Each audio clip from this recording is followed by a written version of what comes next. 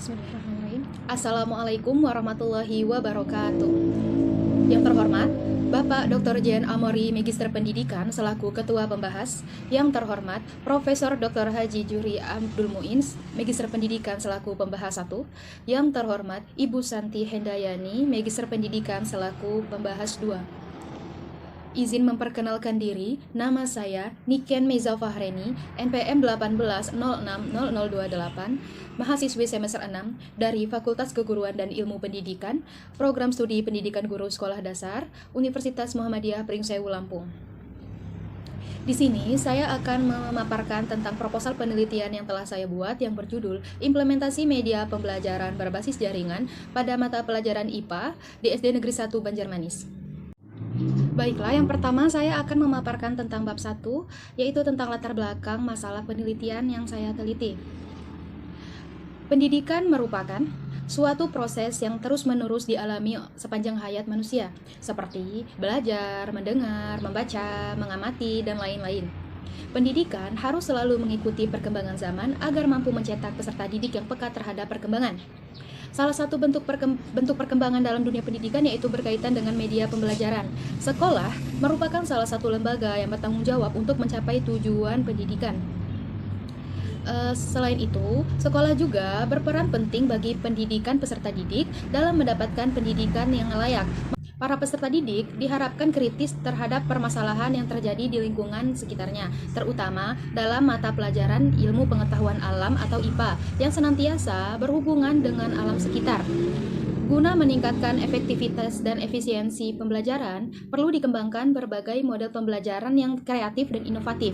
Hal ini perlu dilakukan agar proses pembelajaran tidak terkesan kurang menarik, monoton, dan membosankan, sehingga akan menghambat terjadinya transfer of knowledge. Oleh karena itu, para media pembelajaran dalam proses pembelajaran itu sendiri menjadi penting karena akan menjadikan proses pembelajaran tersebut menjadi lebih bervariasi dan bermakna. Berbagai inovasi dalam pendidikan sains seperti media pembelajaran terus-menerus mengalami perubahan sejak dahulu hingga saat ini. Hal ini merupakan upaya untuk membelajarkan peserta didik sehingga peserta didik dapat belajar secara optimal. Banyak ragam inovasi dalam pembelajaran yang bisa dikembangkan, seringkali dikaitkan dalam suatu teori belajar tertentu untuk menuju arah perkembangan ilmu pengetahuan dan teknologi di masa mendatang. Berdasarkan uraian yang telah dikemukakan dalam latar belakang, maka dapat ditarik rumusan masalah sebagai titik tolak pengkajian, yakni sebagai berikut. Bagaimana implementasi media pembelajaran berbasis jaringan pada mata pelajaran IPA di SD Negeri 1 Banjarmanis? Lalu setelah itu, berdasarkan rumusan masalah yang telah disebutkan, maka tujuan dari penelitian yang diadakan adalah mendeskripsikan implementasi media pembelajaran berbasis jaringan pada mata pelajaran IPA di SD Negeri 1 Banjarmanis.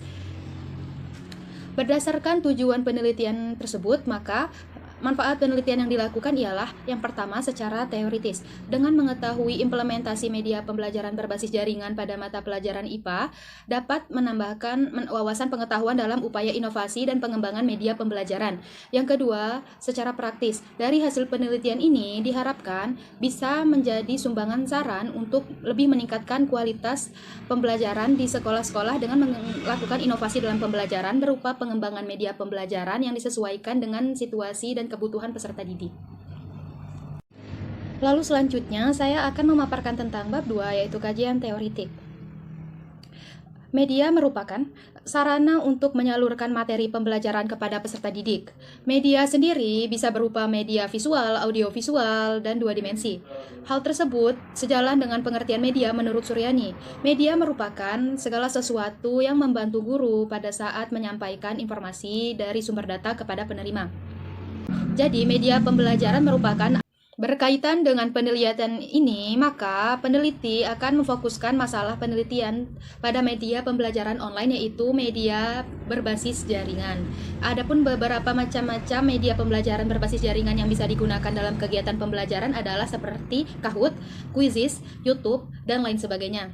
Berdasarkan pemaparan di atas, maka peneliti akan memfokuskan pada media pembelajaran berbasis jaringan dengan menggunakan aplikasi YouTube sebagai bahan penelitian.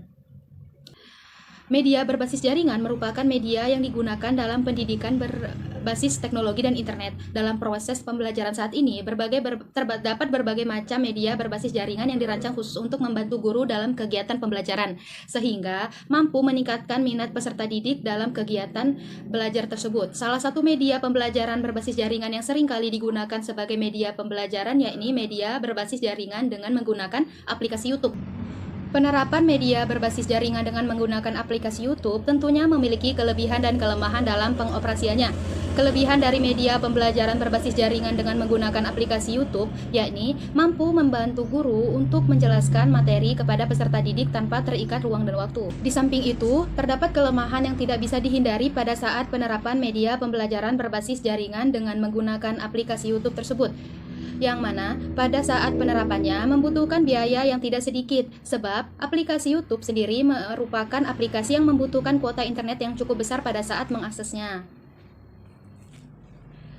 Lalu selanjutnya adalah konsep dasar IPA.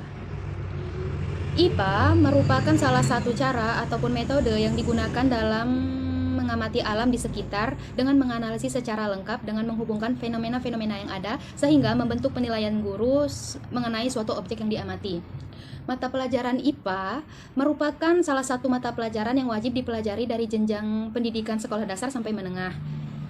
Selanjutnya adalah ruang lingkup IPA di sekolah dasar.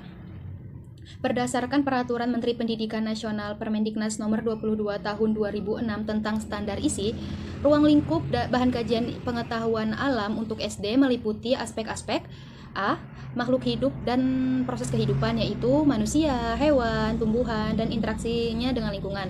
B. Benda atau sifat-sifat dan kegunaannya meliputi cair, padat, dan gas. C. Energi dan perubahannya meliputi gaya, bunyi, panas, magnet, listrik, cahaya, dan pesawat sederhana.